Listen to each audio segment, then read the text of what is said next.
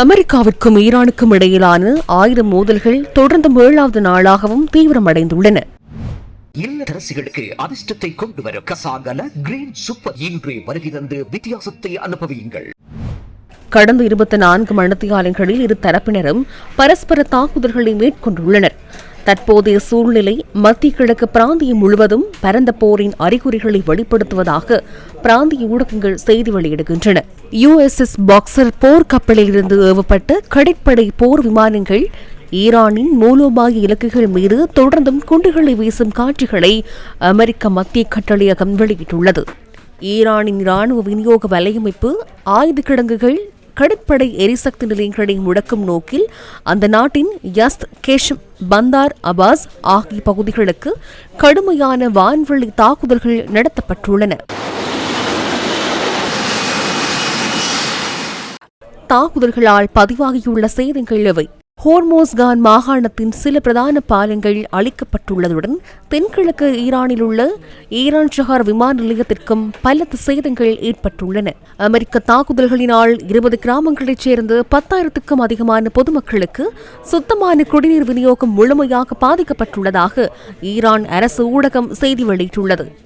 அத்துடன் மூலோபாய முக்கியத்துவம் வாய்ந்த சபஹார் துறைமுகத்தில் உள்ள கட்டுப்பாட்டு கோபுரமும் அமெரிக்க தாக்குதல்களால் அளிக்கப்பட்டுள்ளதை பென்டகன் அதிகாரிகள் உறுதிப்படுத்தியுள்ளனர். ஈரான் எவ்வாறு பதில் தாக்குதல் நடத்தியது? ஈரான் புரட்சிகர பாதுகாப்பு படையும் அவர்களுக்கு ஆதரவான சிறிய ஈராக் எதிர்ப்பு குழுக்களும் பிராந்தியத்தில் உள்ள அமெரிக்க இராணுவ முகாம்களை இலக்கு வைத்து தொடர்ச்சியான ஏவுகணை ட்ரோன் தாக்குதல்களை நடத்தியுள்ளன.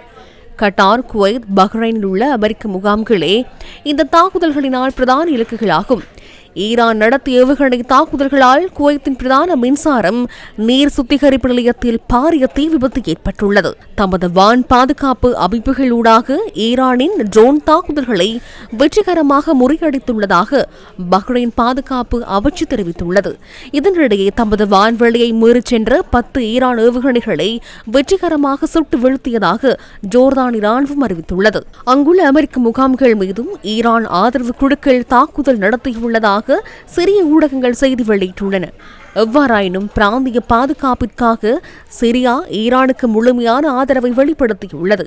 ஈரானின் சிரேஷ்ட ஆன்மீக தலைவரின் எதிர்வினை என்ன? தற்போதைய சூழ்நிலையில் ஈரானின் சிரேஷ்ட ஆன்மீக தலைவர் அயதுல்லா முஜ்தபா கமேனியின் பிரதான இராணுவ ஆலோசகர் அறிக்கை ஒன்றை வெளியிட்டுள்ளார். அதற்கமைய அமெரிக்க தாக்குதல்கள் இன்னும் 3 நாட்களுக்குள் நிறுத்தப்படாவிட்டால் ஈரான் இதுவரை பின்பற்றி வந்த வரையறுக்கப்பட்ட பதில் தாக்குதல் கொள்கையை நிறைவுக்கு கொண்டு வரும் என தெரிவிக்கப்பட்டுள்ளது. அதற்கு பதிலாக பிராந்தியத்தில் உள்ள அனைத்து அமெரிக்க வசதிகளுக்கும் எதிராக முழு அளவிலான ஆக்கிரமிப்பு தாக்குதல் உத்தியை நடைமுறைப்படுத்தப் போவதாக எச்சரிக்கப்பட்டுள்ளது. எனினும் வாஷிங்டன் ஈரானின் அச்சுறுத்தல்களுக்கு மத்தியில் தமது தாக்குதல்களை நிறுத்தப் போவதில்லை என தெரிவித்துள்ளது. உலக மசகு எண்ணெய் விலை, ஹோர்மோஸ் நெருக்கடியின் நிலைமை என்ன? கடந்த 5 நாட்களில் மாத்திரம் உலக சந்தையில் மசகு எண்ணெய் விலை 15.9 வீதத்தால் வேகமாக அதிகரித்துள்ளது. இதற்கு முன்னர் $65 காணப்பட்ட பிரெண்ட் மசகு எண்ணெய் பீப்பாய் ஒன்றின் விலை இன்று மாலை $88 10% அதிகரித்துள்ளது. அமெரிக்க WTI சந்தையில் மசகு எண்ணெய் பீப்பாய் ஒன்றின் விலை $82 49% பதிவாகியுள்ளது. உலகளாவிய எண்ணெய் திரவ இயற்கை எரிவாயு போக்குவரத்தின் 1/5 பங்கு 20% இடம்பெறும் ஹோர்மூஸ் நீரிணை தற்போது முழுமையாக ஸ்தம்பிதமடைந்துள்ளது. சாதாரண நாளில் 25 முதல் 30 வரையான கப்பல்கள் பயணிக்கும் இந்த நீரிணை வழியாக கடந்த வியாழக்கிழமை 8 கப்பல்கள் மாத்திரமே பயணித்துள்ளன. அது மேலும் 6 கப்பல்களாக நேற்று குறைவடைந்துள்ளன.